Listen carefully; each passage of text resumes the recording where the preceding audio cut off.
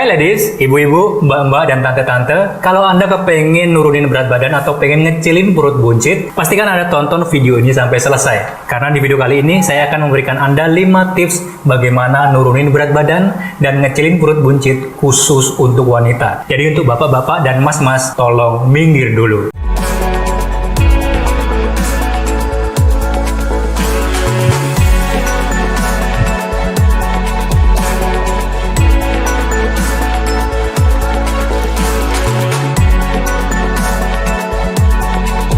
Fat Activator, pengganti sarapan untuk bakar kelebihan lemak badan.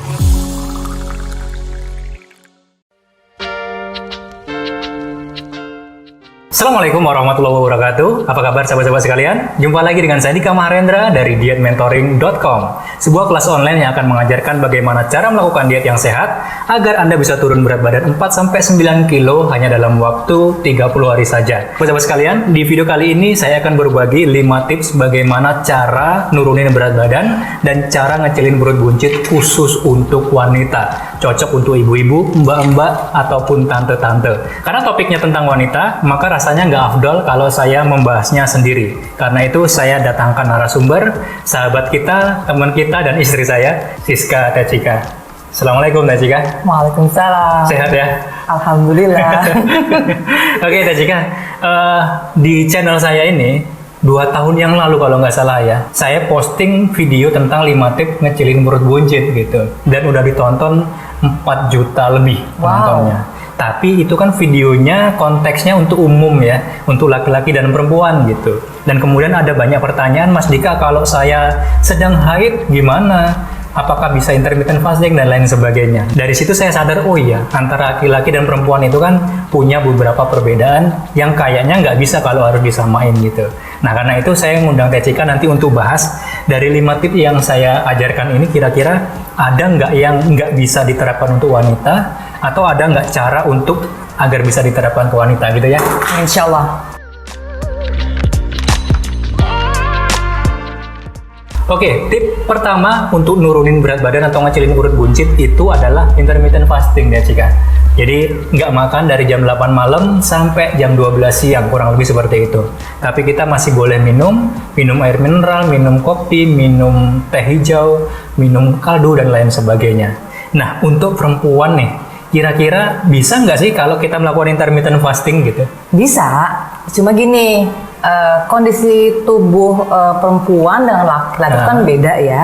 Perempuan sama perempuan aja itu beda, gimana kondisinya, riwayat penyakitnya. Nah, jadi kalau perempuan itu tiap bulannya itu ada namanya mengalami siklus menstruasi. Menstruasi. Ya. Jadi ini sekalian nih saya kasih tahu sama perempuan-perempuan, teman-teman perempuan ya. Mulai sekarang dicatat kalau kita menstruasi. Misalnya hari ini kita mens, langsung dilingkari tanggalan di kalendernya. Bulan depannya mens lagi, lingkarin lagi. Dari hari pertama mens kemudian mens lagi itu namanya siklus menstruasi. Itu lamanya bervariasi, ada 23 sampai 28 hari. Tapi rata-rata umumnya itu 28 hari.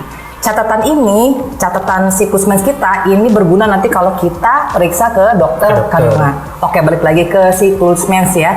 Jadi siklus mens itu ada fase-fasenya. Kalau perempuannya ada fase mens itu saat waktu pertama keluar mens tadi ya. Terus fase pra-ovulasi dan ovulasi.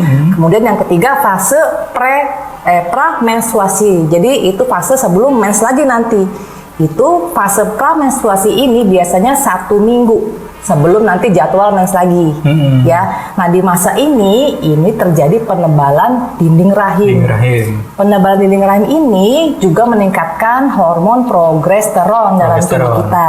Nah, kalau namanya hormon meningkat, berarti kan tubuh lagi memproduksi besar-besaran ya hormon ini. Di sini pula kita akan mengalami gejala kayak pusing, mual, gak enak badan, pegel, emosional ya, gampang marah. PMS itu berarti namanya. PMS. Nah, kemudian ada juga ya pasti kita gampang lapar. Gampang lapar. Nah, sinyal inilah yang pramenstruasi ini yang biasanya seminggu sebelum mens ini itu kita nggak boleh abaikan. Kita tidak boleh puasa karena tubuh lagi butuh bahan baku buat bikin hormon, kita memang dianjurkan untuk tidak puasa. Oke. Jadi kalau untuk intermittent fasting, perempuan tuh pada umumnya sebenarnya boleh, tetapi ketika masuk di pra tadi, terus pada saat mensnya dan setelahnya itu sebaiknya nggak intermittent fasting gitu ya? Nggak intermittent fasting yang panjang. Yang Mungkin panjang. yang 12-12 bisa ya, 12-12. Oke, berarti dari jam 8 malam sampai jam 8 pagi kali ya? Iya, mulai makan berarti jam berapa? Jam 9 ya? Sekitar jam 9. Ya, Intinya setelah jam 8 gitu ya? Iya, iya. Oh, jadi memang kalau menjelang haid itu perempuan memang butuh nutrisi lebih besar dari hari-hari biasanya gitu ya? Betul. Itu kenapa kalau di agama Islam perempuan yang haid itu nggak boleh puasa? Nggak boleh gitu. puasa, Oke. gitu. Jadi nggak boleh puasa yang sunnah, yang wajib, termasuk nggak boleh puasa yang intermittent fasting. Puasa panjang intermittent fasting. Itu kalau misalnya nih, itu tadi kan katanya ngerasa gampang lapar gitu ya, atau lemes dan lain sebagainya. Gimana kalau lagi haid nggak ngerasa lapar tuh? Berarti harusnya puasa boleh nggak atau gimana tuh? Saran paling baik adalah sebaiknya kita tetap makan. Tetap makan. Untuk paling amannya lah ya, safe-nya Paling ya. amannya, karena Oke. tubuh tuh lagi membutuhkan nutrisi besar-besaran. Oke, prinsipnya berarti tips yang pertama untuk ngecilin perut buncit itu adalah intermittent fasting secara umum, dan untuk perempuan ternyata tetap bisa intermittent fasting selama memperhatikan siklus haidnya. Ya, seminggu sebelum haid itu kita kalau bisa jangan puasa panjang intermittent ya, 12-12 paling enggak. Terus kemudian masa haid ya kita juga enggak puasa intermittent panjang-panjang. Setelah itu, setelah masa menstruasi selesai, lakukan puasa yang Intermittent lagi ya. Intermittent Oke. lagi. Parameter selesai itu apa sih? Ini cowok ya? Ya udah nggak keluar lagi mensnya. Tiap orang beda-beda ya. Beda-beda. Oh, berarti nggak bisa pakai hitungan hari ya? Nggak bisa. Oh. Nah, karena kan tadi itu Pokoknya begitu udah darah haidnya udah nggak keluar, Nggak keluar, itu dianggap selesai gitu. udah ya? selesai. Oke. Lalu tips untuk ngecilin perut buncit yang kedua itu adalah mengkonsumsi makanan-makanan yang rendah karbohidrat. Contohnya adalah rendah karbohidrat itu berarti menghindari ya, bukan bukan membenci ya. Jadi memilih untuk tidak memakan sama membenci kan beda. Memilih untuk tidak memakan makanan-makanan yang dalam bentuk karbohidrat, terutama bentuknya adalah tepung sama gula. Karena karbohidrat kan ada 3 ya, ada tepung, ada gula, sama ada fiber. Kalau fiber itu nggak masalah gitu. Nah, contoh-contoh karbohidrat yang dalam bentuk tepung itu misalnya nasi putih, nasi merah dan lain sebagainya, semuanya termasuk tepung. Tepung terigu, terus kemudian tepung gandum, lalu dalam bentuk mie, roti dan lain sebagainya. Lalu yang dalam bentuk gula, semua jenis gula, gula putih, gula merah, gula pasir, gula batu gitu. Kalau fiber masih dikonsumsi misalnya yang larut air ataupun yang nggak larut air. Sebagai gantinya dari karbohidrat ini yang dikonsumsi itu lebih banyak dari hewan, lauk ya. Jadi proteinnya akan cukup gitu. Terus kemudian lemak-lemak baiknya juga akan cukup dari hewan, ditambah dengan lemak nabati seperti virgin coconut oil, MCT oil, terus kemudian minyak kelapa dan lain sebagainya. Nah, untuk perempuan nih, kira-kira yang seperti itu masih bisa diterapkan atau enggak, terutama waktu haid tadi gitu ya? Oh, sama. Jadi yang penting pada saat kita haid itu yang kita konsumsi sama ya tadi, makanan yang rendah karbohidrat hewani, sama kemudian konsumsi juga sayuran dan buah-buahan yang tentu saja rendah kandungan gulanya. Gula. Oke. Gitu. Terus kemudian apa lagi tadi? Sama sih untuk Prinsipnya pola sama ya? Sama. Berarti katanya kan kalau lagi haid itu kan ngidam banget yang manis-manis gitu ya. Gimana tuh? Sebetulnya kalau rasa manis kita bisa dapetin dari buah ya. Buah secara alami kita dapetin rasa manisnya. Tapi tetap terbatas kan. Berbatas jumlah yang mau dikonsumsinya. Kemudian kalau mau konsumsi yang manis-manis kan masih bisa pakai sweetener yang Oke, bener juga ya. zero kalori. Yang tanpa kalori ya. Dan yang dibutuhkan oleh ibu-ibu nih terutama ya. Sebenarnya kan manisnya ya, bukan gulanya ya. Iya. Jadi Manis nggak sih. makan gula nggak masalah, yang penting bisa dapat manis. Betul. Dari stevia misalnya, dari sucralose dan lain sebagainya. Betul.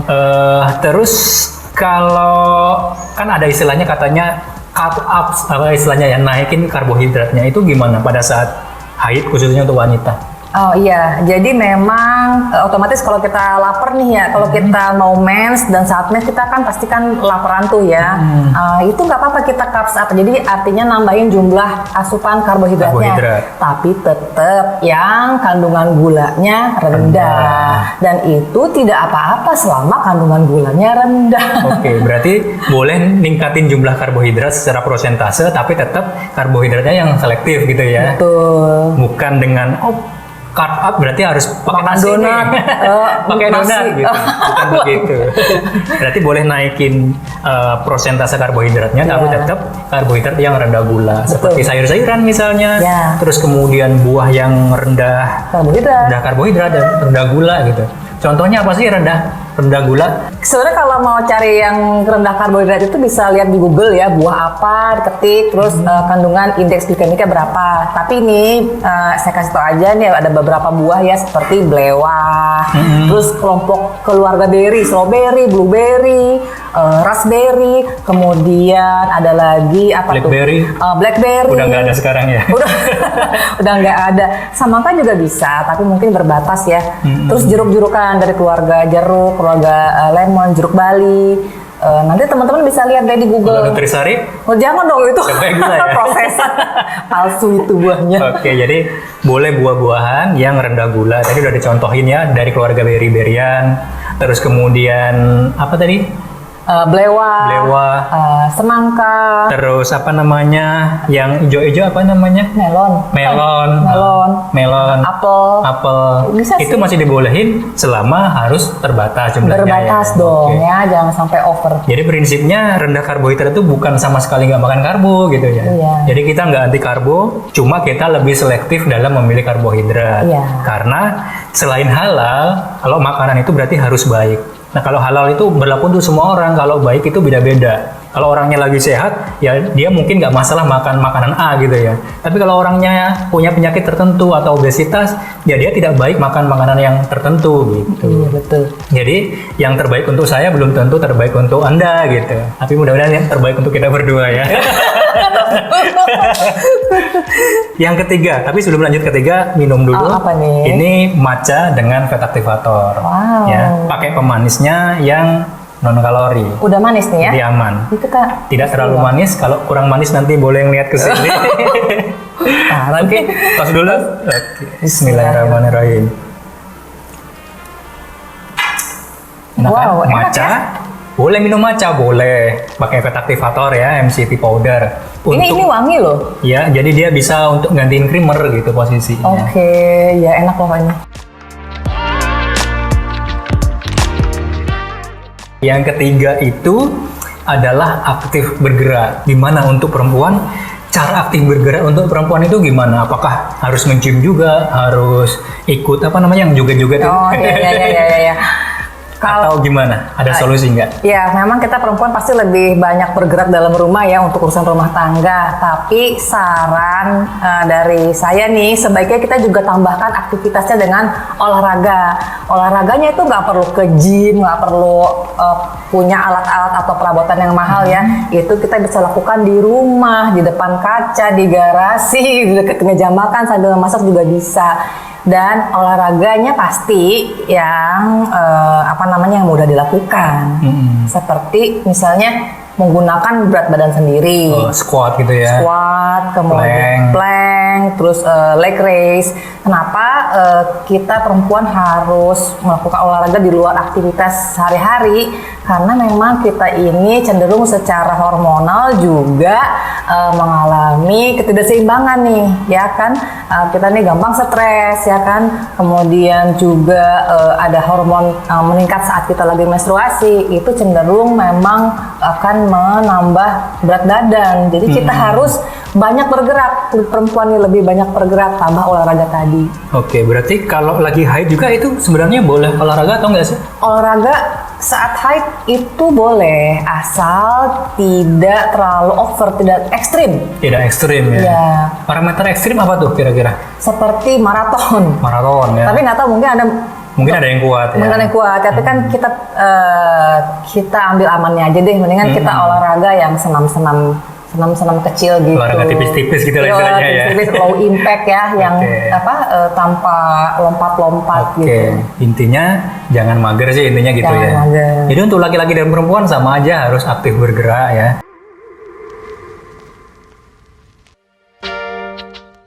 Oke, yang keempat, untuk nurunin berat badan atau ngecilin perut buncit, untuk yang umum, secara umum itu saya sebutkan bahwa dengan tidur. Tidur itu harus berkualitas. Yang disebut tidur berkualitas itu durasinya cukup, waktunya tepat. durasi cukup nih. Sehari adalah 8-9 jam setiap hari. Tetapi waktunya juga harus sama, yaitu waktu pada saat tubuh masuk dalam fase yang namanya penyerapan. Terjadi dari jam 10 malam sampai sekitar jam 4 pagi. Jadi kalau misalnya hari ini kita tidur bener 8-9 jam, tapi tidurnya itu baru jam 4 pagi, terus nanti bangunnya jam 1 atau jam berapa gitu ya, itu bukan tidur yang berkualitas, cuma dapat 8-9 jamnya, tapi waktunya itu nggak dapat. Nah, untuk perempuan nih yang biasanya diranjang itu udah mikirin besok belanja apa dan lain sebagainya, gimana nih cara mengatasi untuk bisa tidur yang cukup? Cara mengatasinya adalah, jadi usahakan kita siang tetap aktif. Kalau siang tetap aktif, ditambah olahraga, otomatis malamnya capek udah mau tidur cepet tuh, ya kan ya. Oh ya, misalnya kalau kita ada pekerjaan di keesokan harinya, kita bisa planning selepas maghrib. Selepas maghrib itu kita langsung buat planning untuk keesokan harinya kita mau ngapain misalnya. Oke, berarti besok belanja apa, makan Betul, apa itu sebaiknya udah disiapin setelah maghrib itu kali ya? Setelah maghrib, karena setelah pukul 8 itu kita harus sudah prepare untuk tidur. Nah, kalau nggak bisa tidur, begadang nih misalnya, besok tetap olahraga atau nggak nih? Besoknya jangan olahraga. Yang namanya kalau kita kurang tidur atau begadang itu tidak boleh olahraga sama sekali. Karena kita nggak tidur aja nih, itu kan stres ke badan. Stres banget ya. Olahraga itu kan juga stres, tapi stres baik ke badan. Ya gimana dong badan kita tambah stres. Jadi untuk ibu-ibu kalau malamnya habis nggak bisa tidur entah karena apa, alasan apapun ya, besok sebaiknya olahraganya di stop dulu. Atau kalau mau olahraga yang tipis-tipis, lebih tipis dari yang tipis ya.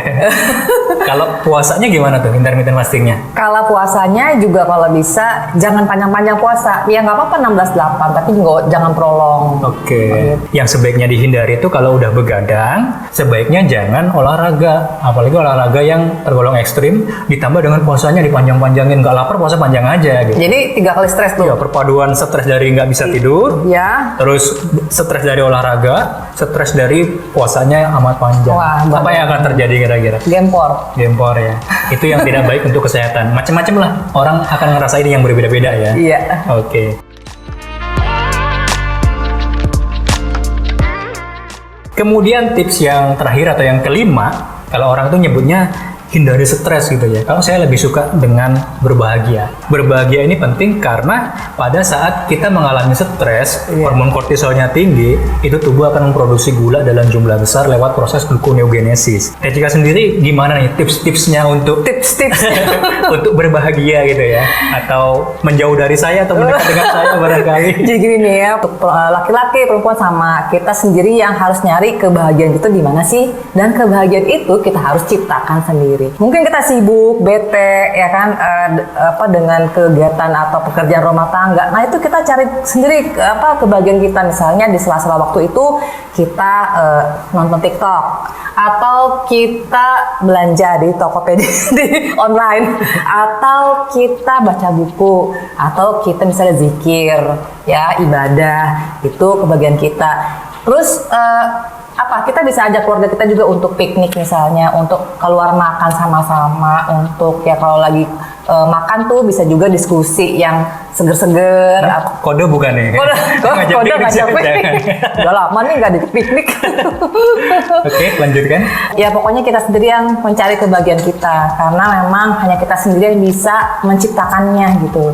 Dan perlu juga ya menyediakan waktu untuk diri sendiri gitu ya. Perlu waktu. Itu kenapa kalau kami berdua nih ya, kadang kalau pengen lagi me time gitu ya, kalau saya nih misalnya ya, saya pamit ke ruang belakang di ruang kerja, nanti saya masang timer misalnya 1 jam gitu, selama 1 jam saya minta nggak usah diganggu gitu. Nah di situ me time saya, entah saya mikir apa dan lain sebagainya.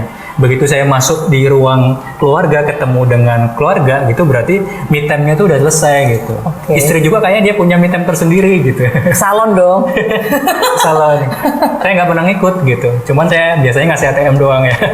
Iya, pokoknya penting deh kita harus cari kebahagiaan kita. Karena kalau kita stres nih perempuan tuh gampang banget, yang paling kena itu perut pasti gendut lagi, perut pasti buncit. Dan biasanya mah juga gitu ya, asam lambung gitu. Asam lambung. Dan prinsipnya baik istri dan suami harus sama-sama paham bahwa kadang itu pasangan kita dia bahagianya waktu sendiri nggak sama kita loh gitu. Jadi nggak harus 1 kali 24 jam selalu bersama gitu. Kadang mereka butuh menyendiri juga untuk mikir sesuatu atau apalah, kita ikhlasin aja. Kode juga nih kayaknya.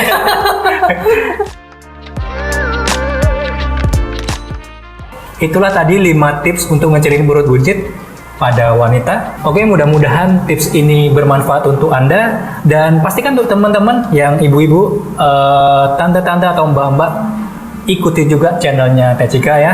Subscribe dan tonton videonya, banyak banget tentang kesehatan dan kecantikan. Karena mungkin perspektif saya yang laki-laki itu seringkali berbeda dengan perempuan gitu ya. Silahkan nanti linknya saya taruh di deskripsi channelnya ya. Sampai jumpa di video berikutnya. Saya Dika Mahendra. Saya Siska Teh Cika. Assalamualaikum warahmatullahi Assalamualaikum warahmatullahi wabarakatuh. Yeah.